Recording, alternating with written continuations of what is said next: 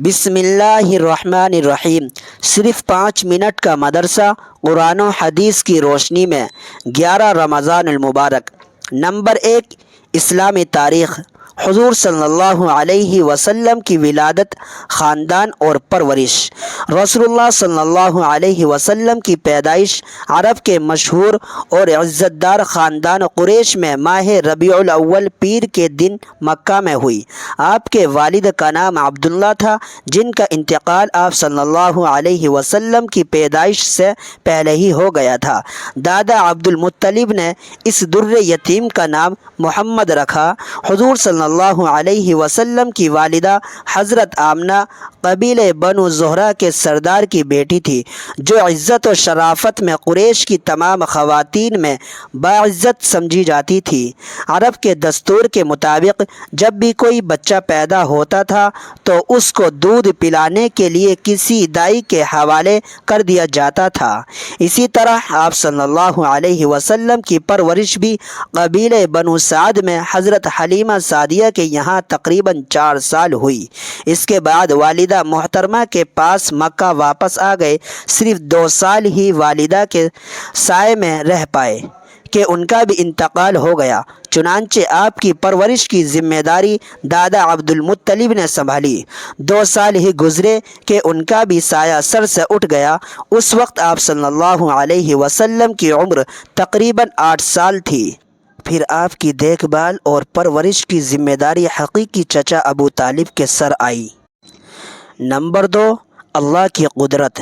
انسان کی پیدائش میں اللہ تعالیٰ کی ایک بڑی قدرت یہ ہے کہ اس نے ایک ایسی جگہ بنائی جہاں نہ تو ہوا کا انتظام ہے نہ روشنی کا۔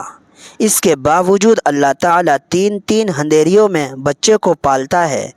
اس کی آنکھوں کو بناتا ہے، اس کے کانوں کو بناتا ہے، کانوں کے پردوں کو بناتا ہے، اس کے ننھے ہاتھوں کو بناتا ہے، ہاتھوں کی لکیروں کو بناتا ہے، ناخن کو بناتا ہے، غرض یہ کہ ہر چیز کو بناتا ہے، اور پھر اسی اندھیرے میں اس کی شکل و صورت بھی بناتا ہے۔ اللہ تعالیٰ نے قرآن میں فرمایا ہے، اور وہی ذات وہ ہے جو رحم یعنی پیٹ میں تمہاری اس شکل و صورت کو بناتا ہے۔ نمبر 3، ایک فرض کے بارے میں، بیماری یا سفر کی حالت میں روزے۔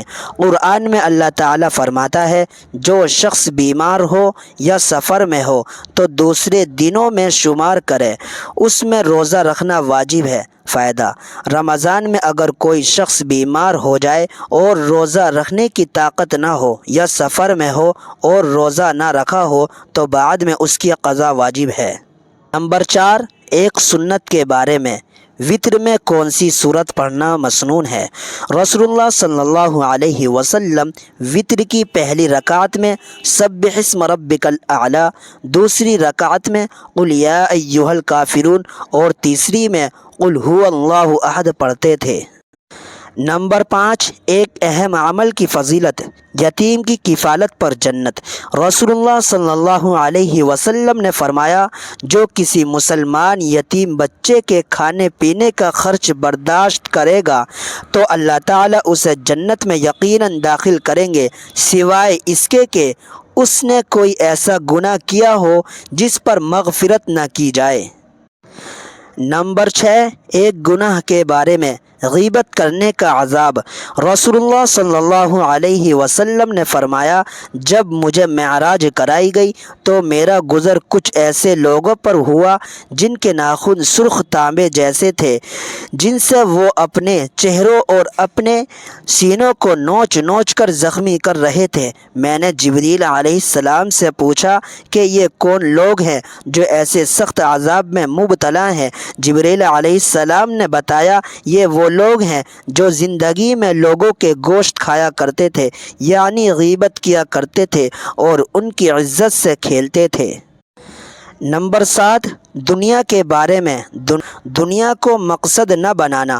رسول اللہ صلی اللہ علیہ وسلم نے فرمایا، جس شخص کا مقصد دنیا کمانا ہو اور وہ اسی کے لیے سفر کرتا ہو، اسی کا خیال دل میں رہتا ہو، تو اللہ تعالیٰ غریبی اور بھوک کا ڈر اس کی آنکھوں کے سامنے کر دیتے ہیں۔ یعنی ہر وقت اس سے ڈرتا ہے کہ آمدنی بہت کم ہے، کیا ہوگا، کیسے گزارا ہوگا، اور اس کے اوقات کو اسی فکر میں پریشان کر دیتا ہے، اور اسے ملتا اتنا ہی ہے جتنا مقدر ہوتا ہے۔ نمبر 8، آخرت کے بارے میں قیامت کا ہولناک منظر۔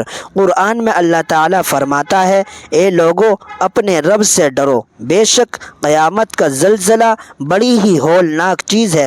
جس روز تم اس زلزلے کو دیکھو گے تو یہ حال ہوگا کہ ہر دودھ پلانے والی عورت اپنے دودھ پیتے بچے کو بھول جائے گی، اور تمام حمل والی عورتیں اپنا حمل گرا دیں گی، اور تم لوگوں کو نشے کی سی حالت میں دیکھو گے، حالانکہ وہ نشے کی حالت میں نہ ہوں گے، لیکن اللہ تعالیٰ کا عذاب بڑا ہی سخت ہے۔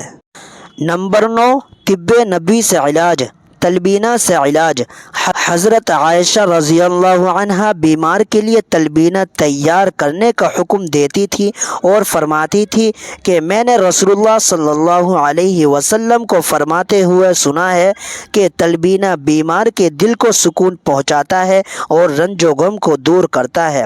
فائدہ: جو کو کوٹ کر دودھ میں پکانے کے بعد مٹھاس کے لیے اس میں شہد ڈالا جاتا ہے، جسے تلبینہ کہتے ہیں۔ نمبر 10، قرآن کی نصیحت۔ قرآن میں اللہ تعالیٰ فرماتا ہے، اگر کسی بات پر تم میں اختلاف ہو جائے تو اللہ اور اس کے رسول کے حکم کی طرف رجوع کرو۔ اگر تم اللہ اور قیامت کے دن پر ایمان رکھتے ہو، یہ طریقہ تمہارے لیے بہتر ہے اور اچھا بھی ہے۔